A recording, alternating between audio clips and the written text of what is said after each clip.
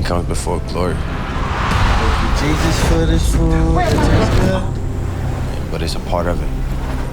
Thank you, Jesus, for this food. It tastes good. My life is an example of that. Thank you, Jesus, for this food. Thank you, Jesus, for this food. It tastes good. Amen. Those situations and those circumstances, it make you break you in life. It'll make or break you in this game. A guy from Convent, Louisiana, 500 to 600 people, if that. From day one, you set NFL records. Over the first 4 years, talking about the most catches NFL history. He did it in the second year, third year, fourth year. Most catches in NFL history by any wide receiver in a game of the National Football League.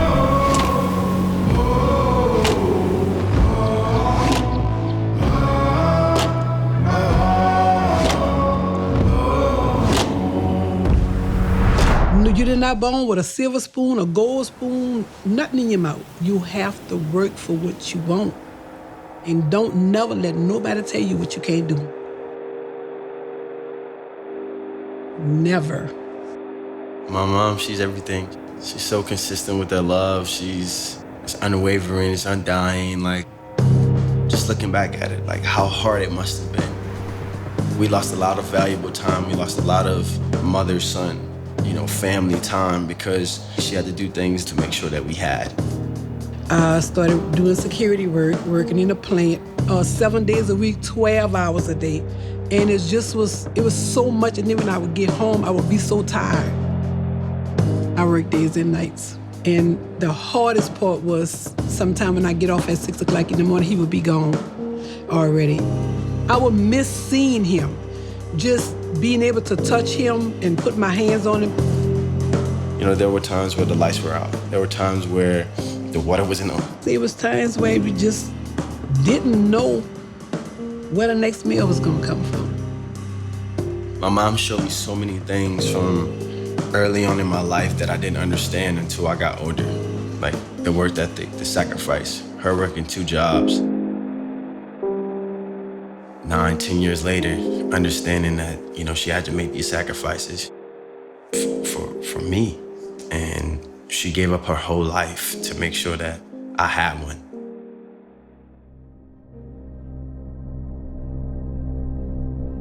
My motto to my children being a single parent was like, no matter what you do, be the best at whatever it is that you do, so you don't have no regrets later on down the road.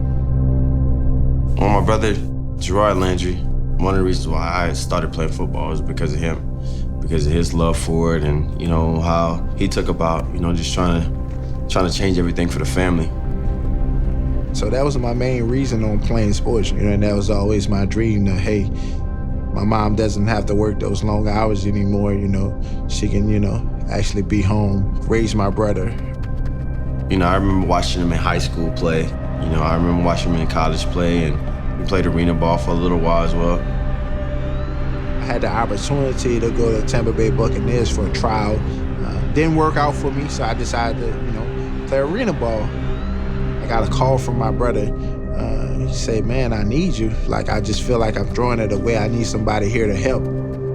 I left Utah, came home, never looked back.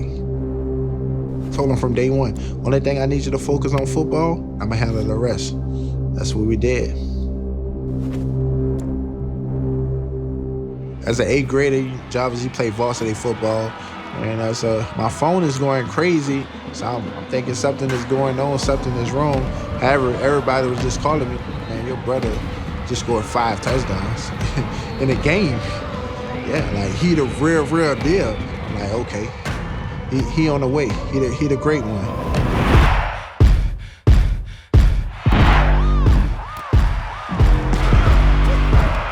At LSU, man, it was just a few days before camp started, breaks his foot.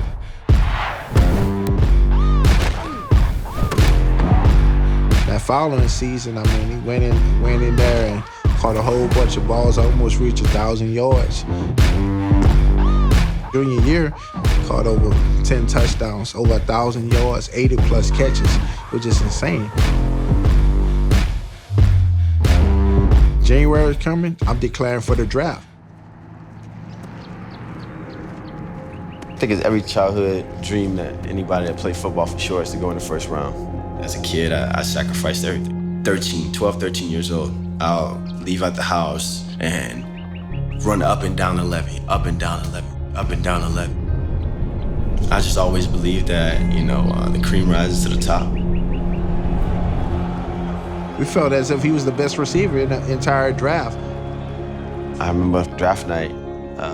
I didn't go to the draft. I stayed home with my family, and my agent telling me I'd go anywhere from 16 to 32. And pick 31, pick 32, and nothing. I remember going back to my room that night and just crying. I don't know, there goes that for me. The next morning he got up and we went, and it got horrible for us. 33, 34, 35, 36. Then we're in the 40s. Now we're in the 50s. And I'm, really feeling embarrassed because my family is here for the second day in a row, and it doesn't seem like, I'm gonna be drafted anywhere. I started crying because I seen him crying. About 5-10 minutes later, getting a call from Florida, and it was Miami. We're honored to let you know that, we're gonna select you at the 63rd pick. I mean, it was just a moment that we shared, that we cried on each other's shoulders. Because I felt like when my brother got drafted, I felt I got drafted as well. Because we knew life was about to change, not only for us, but for our family as a whole. We was gonna be able to expose them to things that we never saw when we was kids. To have an opportunity to take care of my mom. I have a daughter now, so, taking care of my family as well, my brother, my aunts. To change life for my family is the reason why we all do what we do.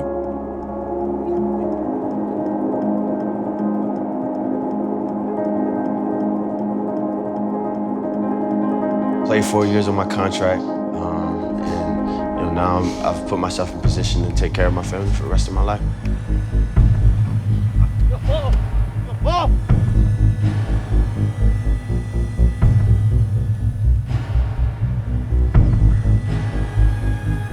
The team decides to exercise, the franchise tag. I'm considering not playing on it. The franchise tag is not a good deal for me. In my case, I played 4 years, then you get another year basically of not signing me to a long-term deal. So in that year, anything can happen. You look at guys like Ryan Shazier, who may not have an opportunity to play again. He's fighting a battle to just walk again.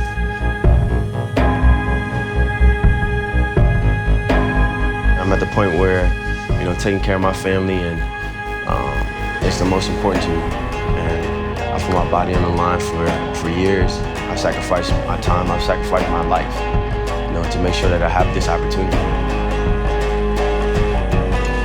Thank the Lord that I install in them that, if you want something out of life, you gotta go and get it. Nobody's not gonna give you nothing. He beat the odds. Single private home, small country town, not many resources in our town. Then you go to college, they say that you're undersized, that you're slow.